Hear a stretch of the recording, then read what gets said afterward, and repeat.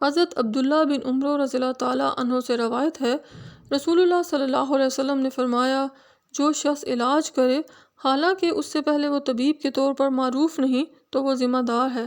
طب کا پیشہ ایک اہم پیشہ ہے، چونکہ اس کا تعلق لوگوں کی زندگی اور صحت سے ہے، اس لیے اسے باقاعدہ سیکھنے کے بعد علاج کرنا شروع کرنا چاہیے۔ اناڑی ڈاکٹر یا طبیب کے غلط علاج کے نتیجے میں اگر کسی کو نقصان پہنچ جائے تو اسے اس کا تاوان ادا کرنا پڑے گا۔ اگر مریض ہلاک ہو جائے تو یہ طبیب قتل خطا کا مجرم قرار دیا جائے گا۔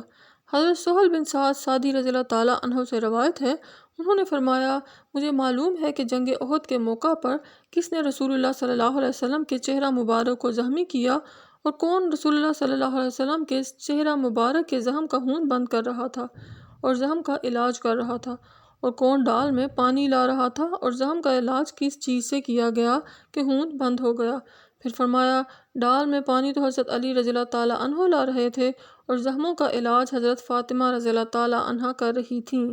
جب خون بند نہ ہوا تو حضرت فاطمہ رضی اللہ تعالیٰ عنہ نے پرانی چٹائی کا ایک ٹکڑا لے کر اس کی راکھ زخم پر رکھی تو زخم سے خون رک گیا۔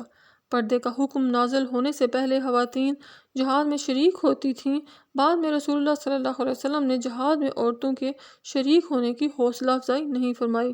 غزوہ احد میں جب دشمن رسول اللہ صلی اللہ علیہ وسلم تک پہنچ گئے، اس وقت عتبہ بن ابی وقاص نے نبی صلی اللہ علیہ وسلم کو پتھر مارا، جس سے آپ صلی اللہ علیہ وسلم کے پہلو کے بل گر گئے اور آپ کا نچلا درمیانی دانت ٹوٹ گیا۔ آپ صلی اللہ علیہ وسلم کا نچلا ہونٹ زخمی ہو گیا۔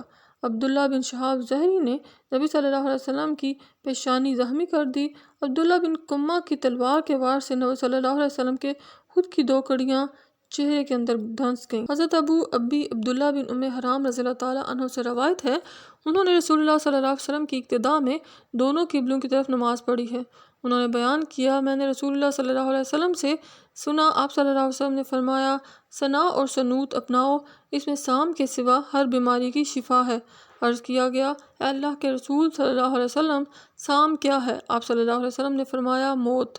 ثنا مکی ایک پودا ہے جس کی پتی دست آور ہوتی ہے۔